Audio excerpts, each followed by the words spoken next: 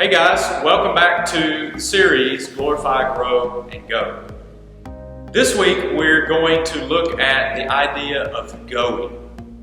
You know, in this series we've been talking about how Jesus calls us to follow Him. That's what a life of discipleship looks like. It's following Jesus so that we can become more like Him.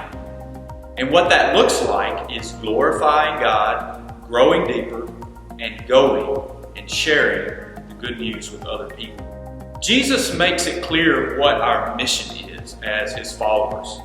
At the end of Matthew's Gospel in chapter 28, Jesus gives His final instructions to His disciples, and He tells them to go into all of the world, baptizing, teaching, so that others can become followers of His. And then He reminds them of a great promise.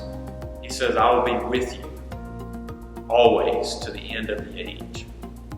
And so we see that imperative that Jesus starts with in that great commandment or great commission. He says, go. You know, the thing about us is it's easy for us to get complacent, to get comfortable with where we are. But we need to understand that Jesus is always inviting us to participate with Him in God's mission of restoring creation to rightful relationship with God. And the even greater part of that is that we have a part to play in God's story. God needs us to go and to be the hands and feet of Jesus so that people can experience the good life that God has for them. And so that's what it means to go. And I think there's a great story in the Bible that talks about how whenever we hear that invitation and seek to follow Jesus in going and sharing and living and being good news, how that calls us beyond our places of comfort. And the story that I have in mind that I'm sure you'll talk in your small groups about a little further is the parable of the Good Samaritan. And you remember in that parable, it starts off with a lawyer coming to Jesus asking Him, what must I do to inherit eternal life? And Jesus says, you know what is written in the law. What do you see there? And He said, you shall love the Lord your God with all your heart, soul, strength, and you shall love your neighbor as yourself. And Jesus said to him that you've given the right answer. He said, do this and you will live. And then He gives him a story to help him to understand how he's to live this out. How he is to go and to live out this good news.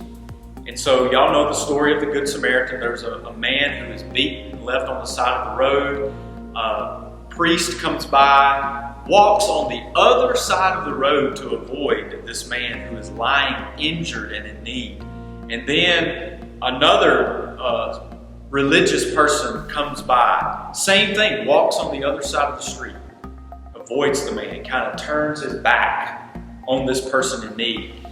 And then Jesus says a Samaritan man comes along, sees the man, has compassion on him, puts him on his donkey and takes him to the hospital so that he can receive treatment.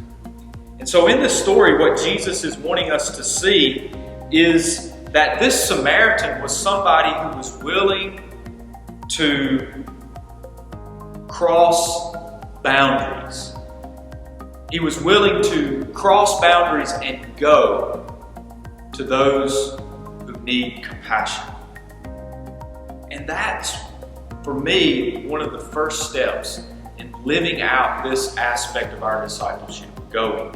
It means, are we willing to cross boundaries to help whomever it is that we find that's in need?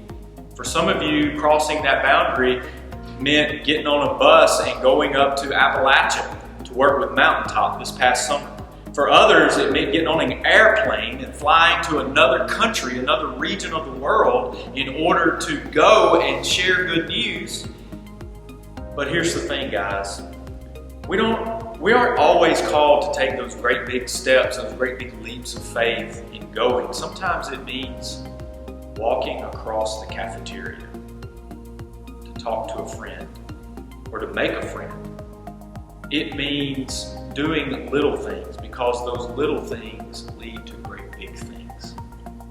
So I'm going to leave you with that today to explore a little more. But what boundaries is God calling you to cross in order to go, share compassion, and to be good news?